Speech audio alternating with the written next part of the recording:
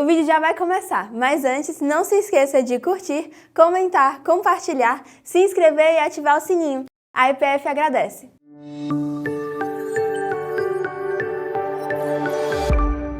Irmãos, vamos ler aí o trecho de 1 João, capítulo 1, versículos 6 a 9, no contexto de Santa Ceia. A mesa do Senhor está posta.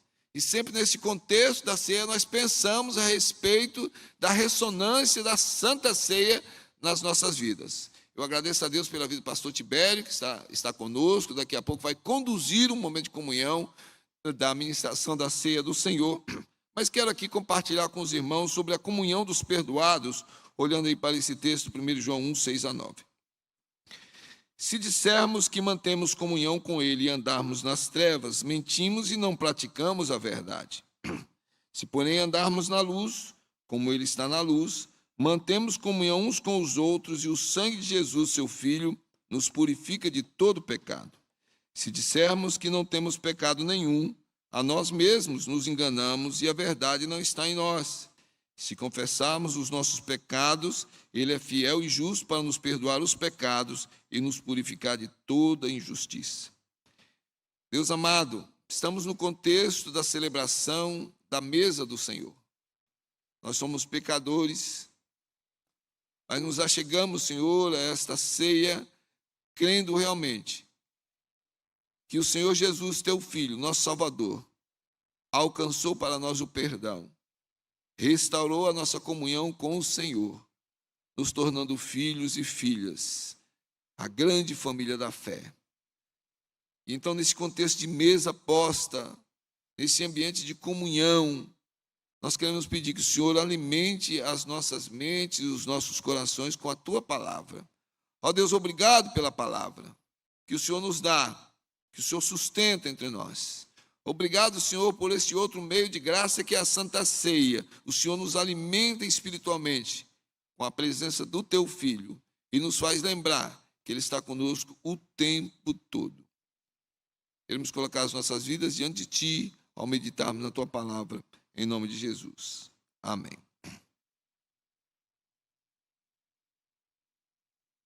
Irmãos, nós estamos caminhando para a celebração dos 140 anos. Tem um painel que colocaram ali na frente. A ideia é, tira uma foto, né? Guarde de lembrança. Pastor Tibério já tratou comigo. Depois do culto, ele quer tirar uma foto no painel.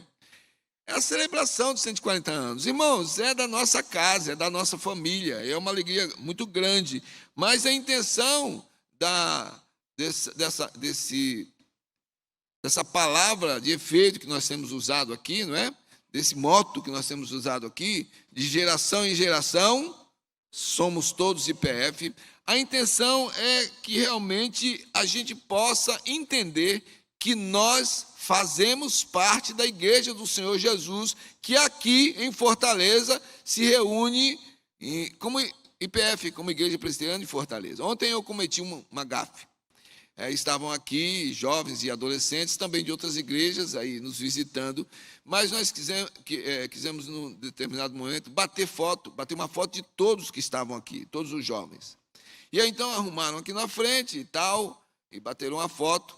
E aí então, quando foi dispersado, disse, não, agora por favor, volta só o MP da IPF, só os jovens da IPF, por favor, vamos fazer uma foto aqui dos jovens da IPF. Aí um moço da congregação que estava ali disse, mas pastor, somos todos IPF. Nós da congregação também somos IPF. Pedi perdão a ele, chego ali na frente, o Tiago disse, ó, pai, pisou na bola, hein? Você falou lá, devia falar o MP da sede. Então, já me retratei com alguns, estou retratando agora aqui, né? Porque nós pertencemos ao corpo de Cristo Jesus como igreja, que se esparrama por todo mundo. Aqui nós temos visitantes do Mato Grosso, corpo de Cristo, esparramado por toda a terra. Essa igreja maravilhosa pela qual o Senhor Jesus morreu vai se esparramando e cumprindo a missão de pregar o Evangelho até que todas as nações sejam alcançadas e o Senhor Jesus volte. É a igreja dele. Por causa da nossa limitação, fragilidade humana, fraqueza humana, temos as diferenças doutrinárias, algumas diferenças doutrinárias, guardado o devido cuidado com seitas e heresias.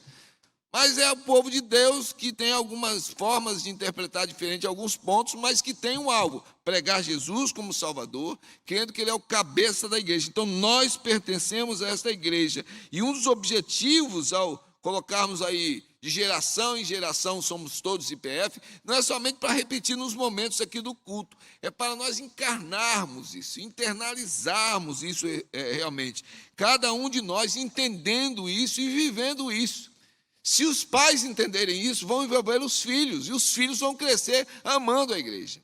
Se os discipuladores, se os mais maduros na fé, que estão recebendo os mais novos, entenderem isso, vão influenciar na caminhada para que realmente cada um dos nossos crentes sintam prazer e alegria em estar em comunhão com o povo de Deus. Sabe, aquilo que você fica pensando é vigília. Olha, essa semana tem vigília, é o povo de Deus. Eu pertenço a esse povo, eu quero me encontrar com meus irmãos, eu pertenço à igreja, que é o corpo de Cristo Jesus.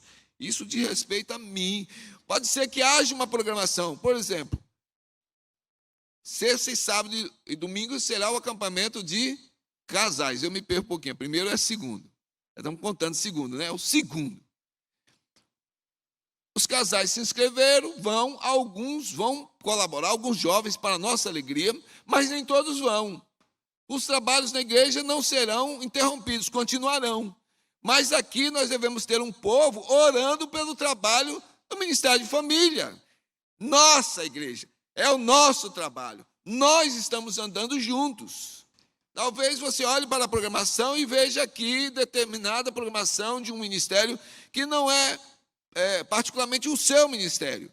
E nem você pode participar, porque, vamos dizer, é uma programação específica daquele ministério. Mas você pode orar, você pode colaborar, você pode, de uma forma assim fraternal, se envolver dizendo: eu estou orando, eu estou torcendo pelo seu trabalho, porque todos nós precisamos uns dos outros. Irmãos, nós somos independentes por causa das nossas particularidades. São diferentes dons, diferentes talentos, mas nós somos interdependentes no que diz respeito a membros do corpo de Cristo. Eu preciso de você e você precisa de mim. Os ministérios caminham lado a lado. O apóstolo Paulo, ele trabalhou nessa unidade, João também, para que a igreja entendesse que Cristo Jesus morreu justamente para tornar isso possível. A oração sacerdotal dele foi: Pai, faz isso acontecer, que eles sejam um, como nós somos um. Então, nesse contexto aqui, irmãos, enquanto nós estamos nos preparando, quero me lembrar da advertência do apóstolo Paulo em 1 Coríntios 11, 28. Examine-se, pois, o homem a si mesmo, e assim coma do pão e beba do cálice. Porque me examinando constantemente, sabe, eu não vou examinar você, e nem você vai me examinar. Me examinando constantemente. A minha vida, como o pastor Tibério acabou de orar agora, vai se tornando uma vida de intimidade com Deus, de uma vida de maior proximidade com Deus. Então Deus vai revelando as minhas fraquezas e me levando a vencer essas fraquezas. Me examinando constantemente. Eu vou colocando os meus relacionamentos diante de Deus e me lembrando do que Jesus me ensinou. Se alguns desses relacionamentos estiverem rompidos, eu devo buscar a restauração desses relacionamentos de acordo com aquilo que a palavra de Deus nos ensina. Então nós estamos aí com a carta de João. João é o discípulo amado, aquele que diz que estava, a palavra diz que estava mais próximo, se recostava ao peito de Jesus. João compõe aquele trio que sempre acompanhava Jesus nas principais experiências, Pedro, Tiago e João. Então João escreve porque ele estava andando com Jesus. Ele escreveu o Evangelho contando a história de Jesus. Ele escreveu as 3 cartas de João, vamos meditar aqui na primeira carta, falando à igreja de Jesus. E ele escreveu o Apocalipse, recebendo a visão de Jesus, que dá esperança e alimenta a igreja com relação às coisas dos últimos dias. Ele escreveu isso no final do 1º século aí do cristianismo. Já velhinho, há muita especulação aí, mas alguns dizem que passou a cifra dos 100 anos de idade, bem velhinho. E a história diz que talvez ele tenha sido o único dos apóstolos que morreu de causa natural, mas foi perseguido, mas foi preso, mas foi censurado, mas foi cancelado, mas fez aquilo que Deus queria que ele fizesse. E por causa disso nós temos essa maravilhosa mensagem das suas cartas no dia de hoje, que eu quero meditar com os irmãos. A comunhão dos perdoados. Em primeiro lugar, restaurados com Deus. Nós vamos trabalhar nesses versículos. O versículo 7, eu quero colocar só a primeira parte aqui, porque ele diz, versículos 6 e 7, parte A: se dissermos que mantemos comunhão com Ele e andarmos nas trevas, mentimos e não praticamos a verdade. Se, porém, andarmos na luz, como Ele está na luz, mantemos comunhão uns com os outros, o sangue de Jesus, seu Filho, nos purifica de todo pecado. Eu quero olhar para essa mensagem do apóstolo João, quando ele coloca esse contraste. Se eu estou dizendo que eu tenho comunhão com Cristo Jesus, eu não posso andar em trevas, porque isso vai traduzir uma mentira. Eu não vou praticar a verdade, porque eu estou confessando algo, eu estou falando de uma teoria, mas na verdade a minha vida interior está comprometida com outro caminho. João fazia parte do grupo. João ouviu os ensinos de Jesus várias vezes e ficou chocado quando, numa das últimas palavras, Jesus diz: o diabo está no nosso meio, há um traidor aqui. João acompanhou a notícia de Judas se matando, se suicidando depois por remorso por ter traído Jesus. João viu alguns dos seus irmãos serem presos, alguns serem torturados, alguns morrerem por causa de Jesus. Alguns dizem que o pecado para a morte ao qual ele se refere era justamente negar Jesus no momento de pressão. Quando alguém colocava um cristão e dizia: nega o Senhor Jesus para que você não morra. E por medo de morrer, a pessoa negava para ficar viva. Alguns interpretam que este é o pecado que os apóstolos diziam que era para a morte, porque eles entendiam que naquele momento era a oportunidade de dizer quem era Jesus. Morrer sabendo da segurança eterna, mas não negar a Jesus. Andar nas trevas, aqui na linguagem do apóstolo João, não é somente com relação a alguns pecados que nós listamos como pecados, mas tudo aquilo que contradiz a luz, tudo aquilo que coloca empecilho no crescimento espiritual. Ele diz: não há como dizer que esta comunhão está sendo vivida se há um flerte sequer com aquilo que é identificado como trevas. Mas ele disse: porém nós andarmos na luz, porque Jesus, ele diz: eu sou a luz. Aqui ele diz, além de luz, ele está na luz. E o Senhor Jesus diz que nós somos a luz. Então, novamente, nós temos diante de nós, de acordo com as palavras do apóstolo, a oportunidade de nós renovarmos o nosso compromisso para com o Senhor, porque nós fomos restaurados com Deus por causa da obra de Cristo Jesus, a partir da realidade de Cristo Jesus, reinando em nossas mentes, em nossos corações. Então, os princípios do reino é que, na verdade, vão ditar o nosso caminho. Homens falham, o ser humano é falho, limitado, decepciona, mas Cristo Jesus não. Ele tem a sua palavra, e nessa palavra os princípios e os valores do seu reino, que leva ao rompimento consciente com o mundanismo. E eu volto a dizer, não com determinada relação de pecado, mas contra tudo aquilo que é identificado como pecado, porque rompe a comunhão. Ou está nas trevas, ou está na luz. Não tem negócio de política de estar no centro, pendendo para qual lado for, de acordo com a vontade política. O apóstolo João nos ministra no sentido de nos lembrar, de uma forma bem clara, que quando o Senhor Jesus entregou-se pelos nossos pecados, quando ele morreu por nós, ele o fez para restaurar a nossa comunhão com Deus. Éramos inimigos da cruz, éramos estranhos à promessa. Estávamos num tipo de vida de pecado que toda a humanidade anda. A diferença é que Jesus, através do sacrifício, nos tirou dessa prática intencional do pecado, do cultivar do pecaminoso, e nos trouxe para, restaurados diante de Deus, podermos nos alimentar das bênçãos dele e podermos ser alcançados pelo perdão sobre os nossos pecados, porque nós continuamos pecadores. Não é bíblico dizer que o convertido não é pecador. Todos nós somos pecadores, mas com uma diferença. Não cultivamos o pecado. E quando o pecado é cometido, a vergonha, o horror que se opera através da ação do Espírito Santo nos leva à confissão, ao arrependimento e à mudança de comportamento. O apóstolo Paulo entendeu esta restauração melhor do que ninguém. Inimigo do Evangelho, foi alcançado por Jesus. E agora ele tem uma nova vida a favor do Evangelho. De perseguidor, ele passa a perseguido. Mas sabe o que ele diz? Não sou eu mais. Paulo não perdeu a sua identidade. Pelo contrário, a sua identidade foi totalmente inebriada pela presença de Jesus.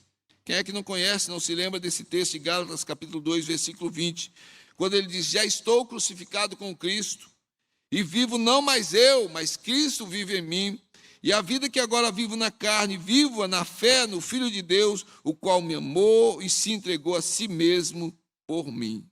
É uma mensagem bem clara que deve surgir na vida de comunhão entre nós e Deus. Deus é o nosso amigo próximo, mas é santo e perfeito. Ele só pode se relacionar conosco.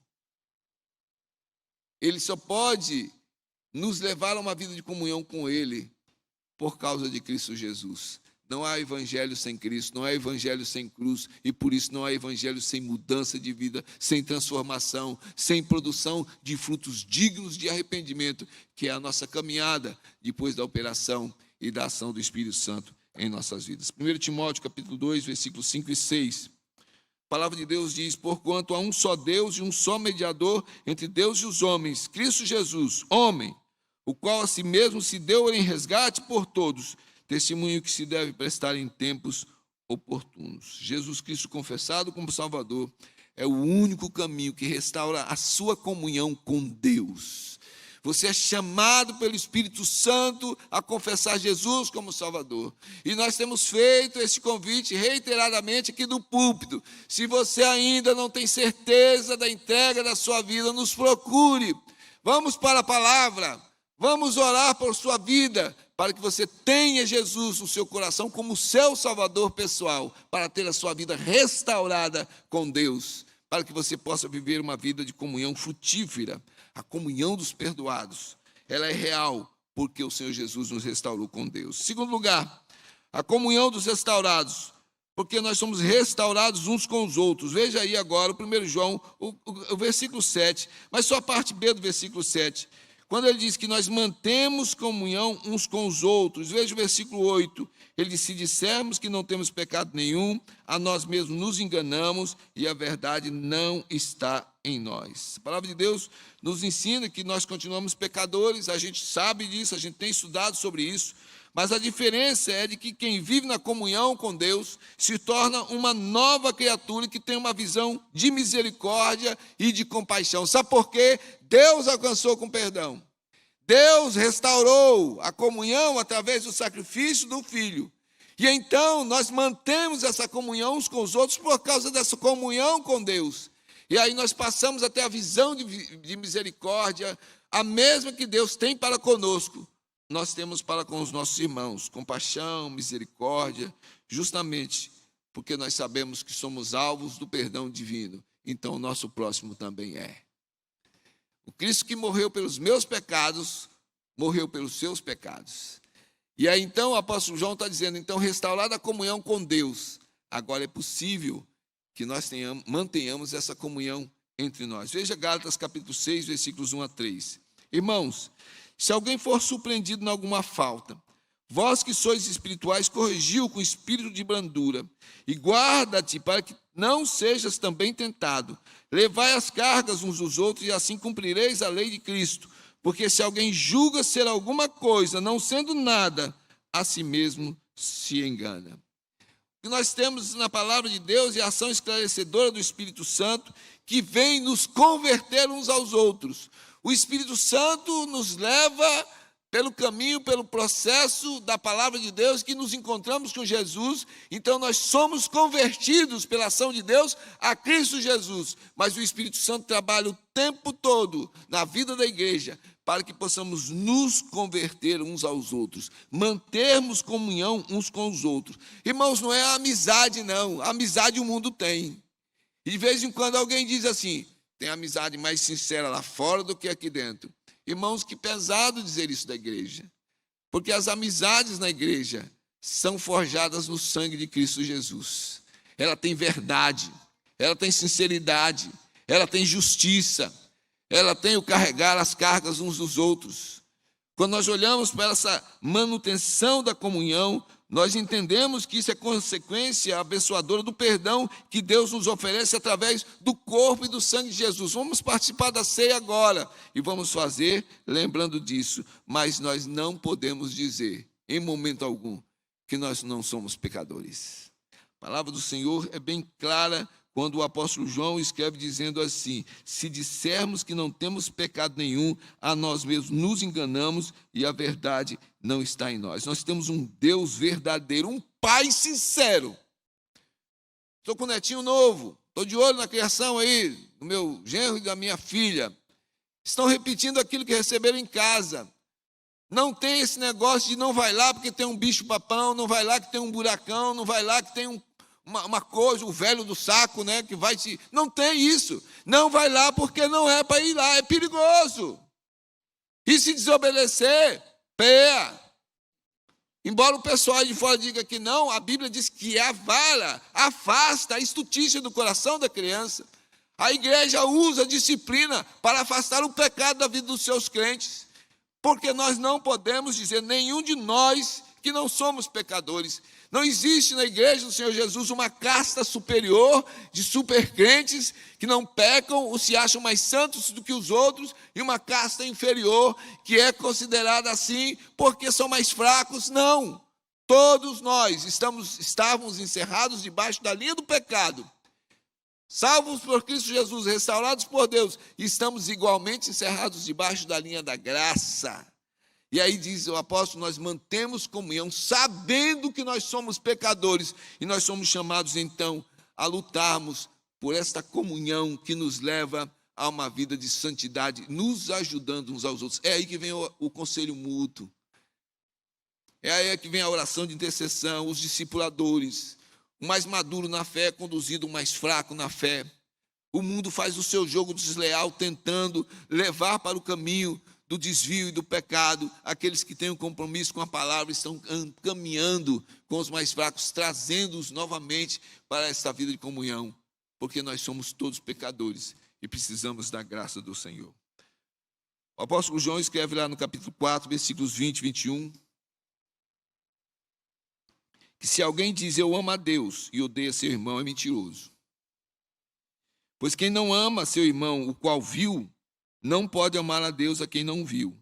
E dele temos este mandamento, que quem ama a Deus, ame também a seu irmão.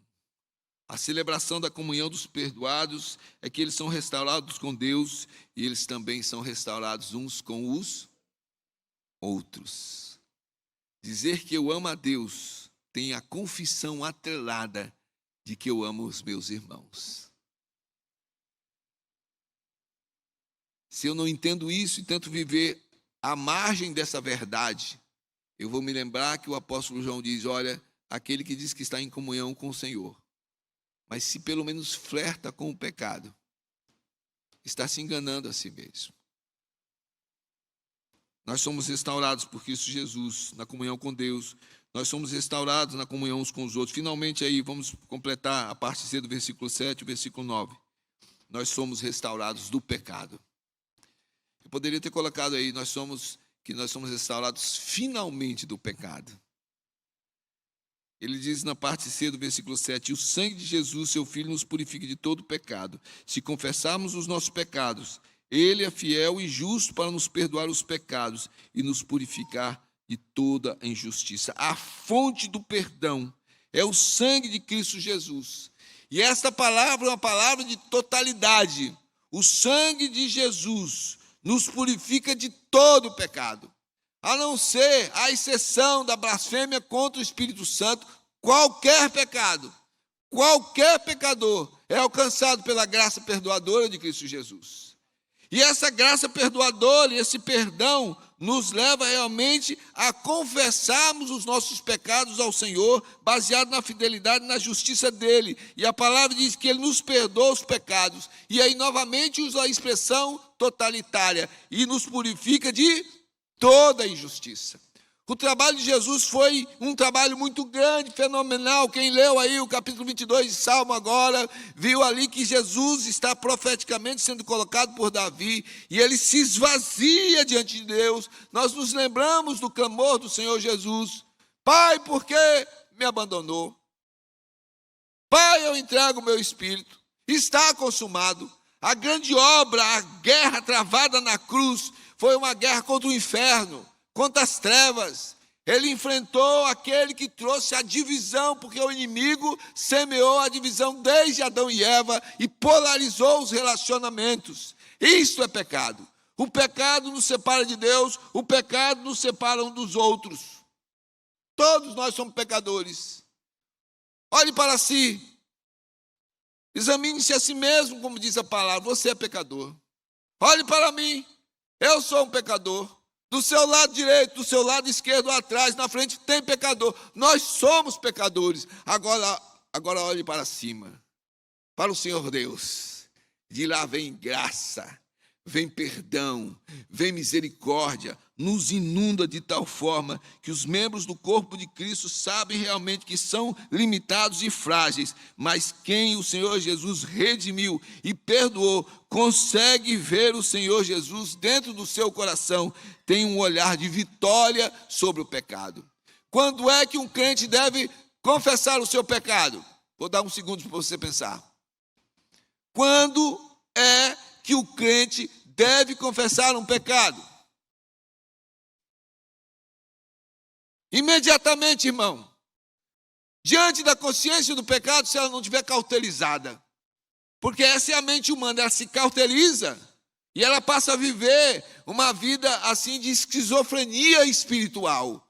É uma coisa estranha, está no pecado, vive do pecado, se alimenta do pecado. Alguns defendem o pecado, mas pensam que estão em comunhão com Deus. João disse: não tem como você dizer que está na luz e estar no pecado. Mas uma coisa é, confesse os seus pecados. Ele é fiel e justo. Quando você confessa o seu pecado, Jesus perdoa.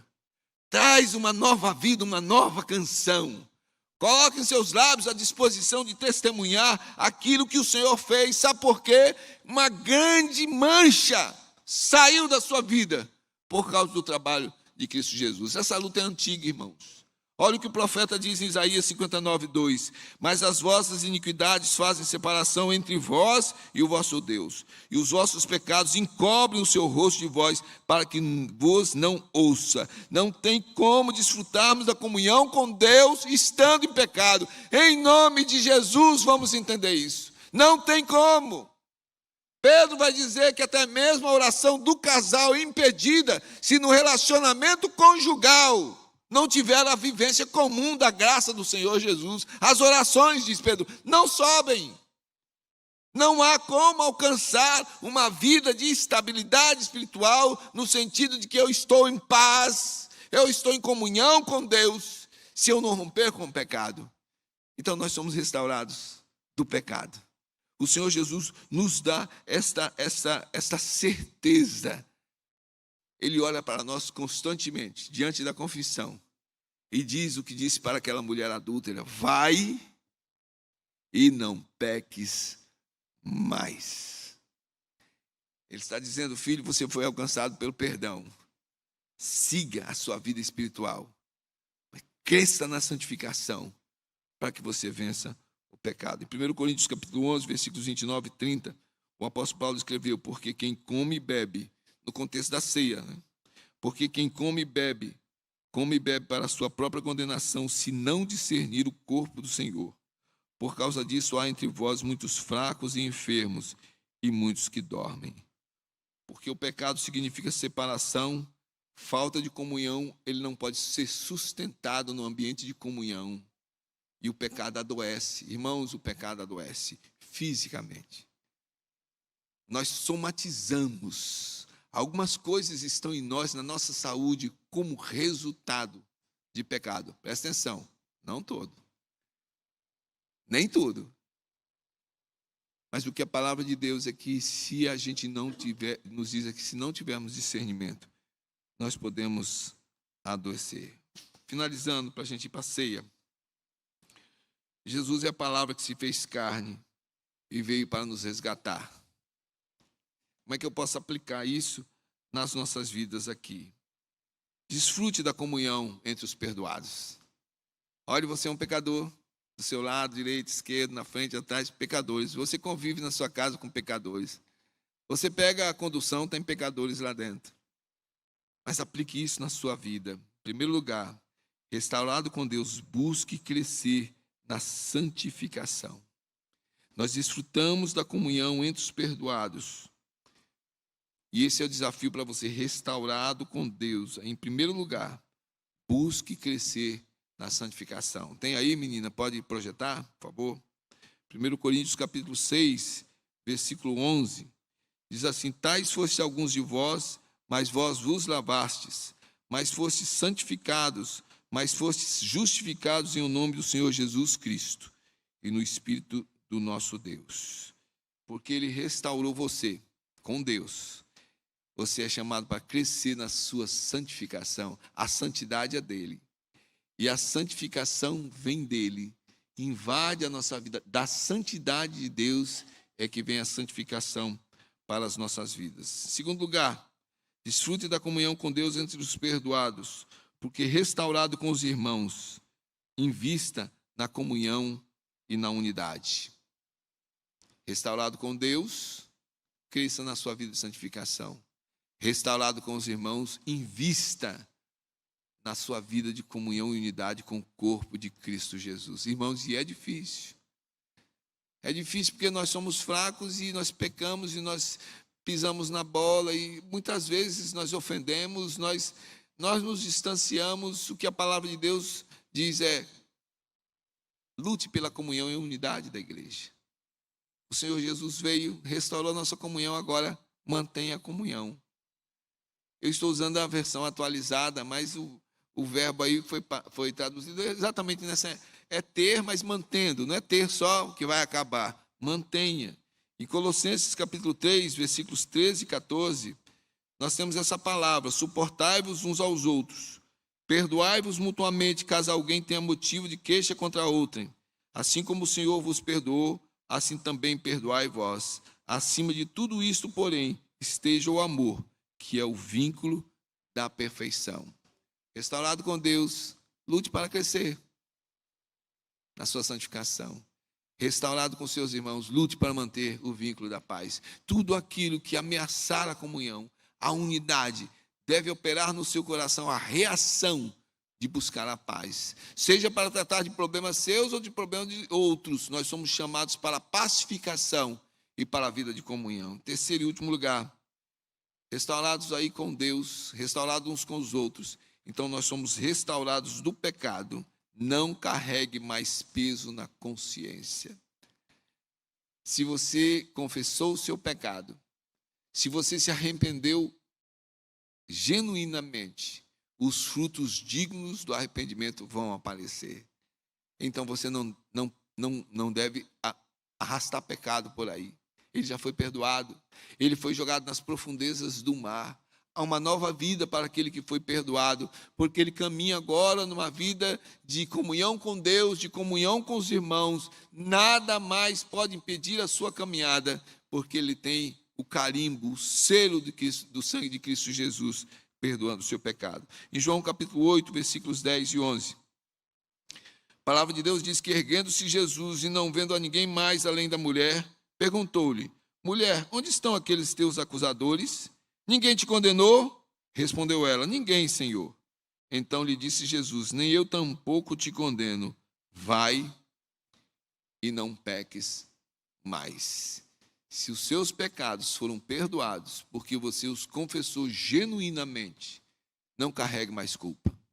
E se até o diabo aparecer para ficar aí lembrando de seu passado pecaminoso, mostre para o futuro glorioso que o aguarda por causa da sua fidelidade na sua vida nova para com Cristo Jesus. Que o Senhor nos abençoe e que esta palavra de Deus faça diferença nas nossas vidas, principalmente nos momentos que nós estivermos aí sob pressão, momentos de tribulação e de lutas. Quero orar com os irmãos. Deus amado, obrigado, Senhor, porque a comunhão com o Senhor foi restaurada através do sacrifício do Teu Filho. Obrigado, Senhor, porque a consequência disto é a nossa comunhão restaurada uns com os outros. E obrigado, Senhor, porque o Teu perdão coloca em nossos lábios uma nova canção. E a palavra de garantia que Jesus dá, de que sobre Ele todos os pecados foram levados, nos dá a consciência de que estamos limpos, porque o Senhor é misericordioso. Ó Deus, trabalha no coração que porventura ainda carrega algumas coisas, mastigando, Senhor, relembrando coisas do passado, envergonhado, Senhor. Ó Deus, mostra que se o pecado foi confessado, o Teu perdão já foi dado. Opera, Senhor, esse alto perdão no coração de alguns, para que possam frutificar para o Senhor com testemunho de uma nova vida. Em nome de Jesus. Amém, Jesus. Amém. Para mais informações e novidades, siga as nossas redes sociais e fique por dentro de tudo.